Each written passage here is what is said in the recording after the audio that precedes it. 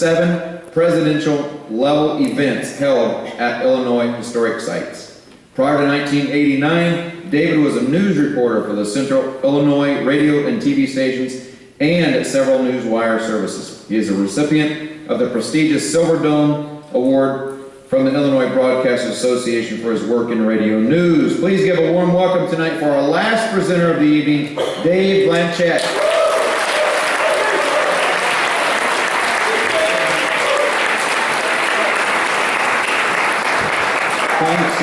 Thanks and good evening, and hopefully everyone who's gone before me have warmed you up so that you won't throw fruit at the time the end of my presentation. I was talking with one of my oldest grandsons recently, and he knows what I do for a living for Governor Quinn, and he said, how come you know so much about Abraham Lincoln? And I just looked him straight in the eye and said, he and I went to school together. And he said, no, you're his press secretary.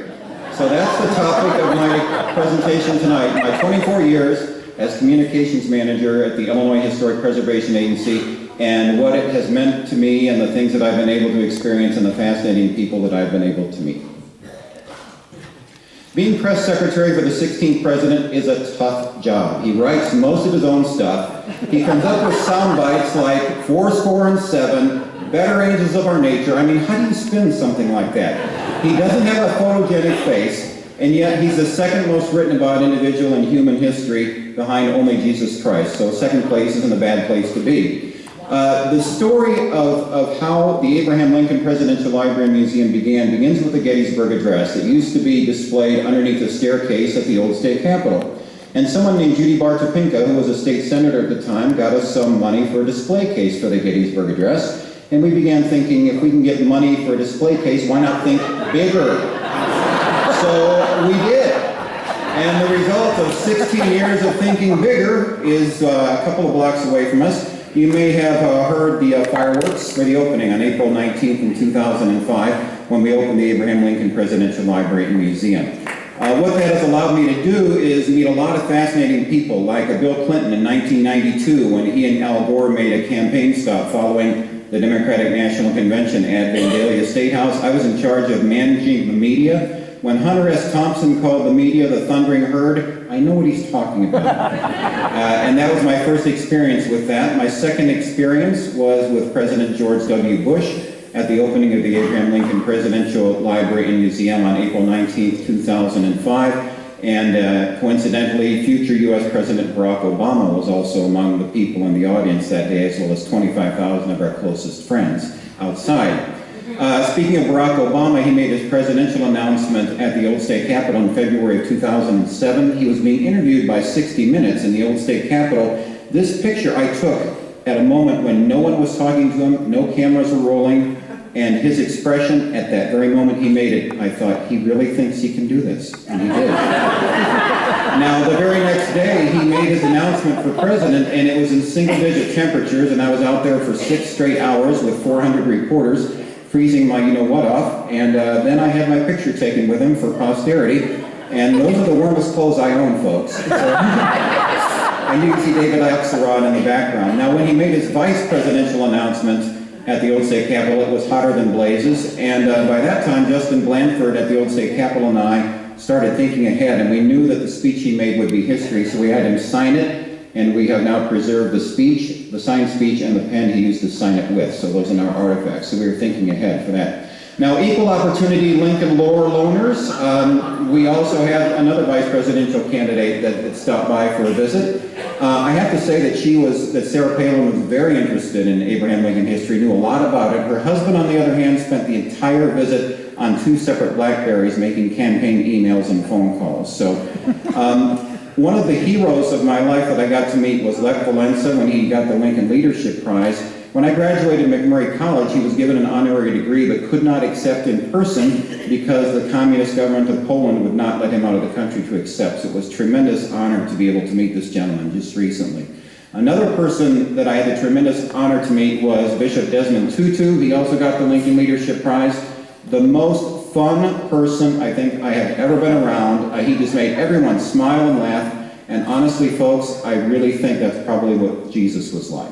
Just very fun to be around. So it was an honor to meet him, as well as these two people, Daniel Day-Lewis and Doris Kearns Goodwin, spent the entire day, one day in Springfield, researching his movie role for the movie Lincoln, and coincidentally, on that very same day, Steven Spielberg announced that he had chosen Daniel Day-Lewis to play Lincoln. He kept his visit incognito until he had coffee at Andiamo and answered his cell phone, "Hello, this is Daniel Day-Lewis."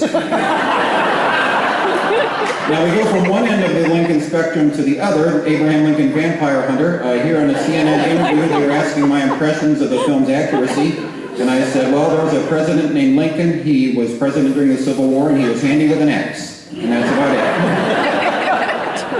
And another guy that visited to take advantage of the Lincoln filming opportunities was Larry the Cable Guy. He and Lincoln are alike in several ways. They both have famous hats.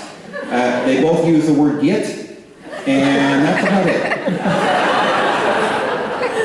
Oh my gosh. Oh. And he was here filming a segment of his TV series Only in America. Conan O'Brien also filmed a TV program here with Lincoln impersonators, and he pulled a fast one on us. He pulled out his own Mary Lincoln impersonator, extremely hot, and one of the Lincoln impersonators, as soon as he saw her, said, "Do you know General Hooker?" I also got to meet a sports hero of mine, Mike Ditka. He was there for a charitable event, and the only thing he has in common with Abraham Lincoln is they both encountered bears during their lifetime. But here he's showing his Super Bowl ring, and I'm showing that I don't have one. This is famed photographer Annie Leibovitz. She spent the day at the museum a couple of years ago taking photographs for her new book, Pilgrimage, and she's going to have a display at the Presidential Museum, which opens in February. And this is my own personal Leibovitz portrait. She took my camera, turned it around, and took a picture of us. And how many people can say they have an original Leibovitz portrait of themselves? Rolling Stone is next. Some non-Lincoln things I've gotten the pleasure to be involved with include the shipwreck program for the Illinois Historic Preservation Agency. We administer shipwrecks in Lake Michigan, and I actually got to take media down to dive on shipwrecks. I got paid to scuba dive. Isn't life great? I also got paid to hold a news conference in a morgue in McLean County when 30 Native American skulls were found in a deceased dentist's home. And we actually had a news conference in a functioning morgue with a very good-looking coroner. So it's not only on TV that you see good-looking coroners.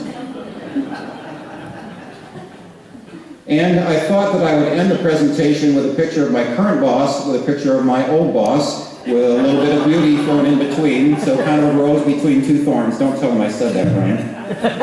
But it's been a pleasure to have been involved for almost a quarter of a century with the Lincoln Presidential Library and Museum and President Abraham Lincoln, and it's a pleasure to have been here this evening. Thank you.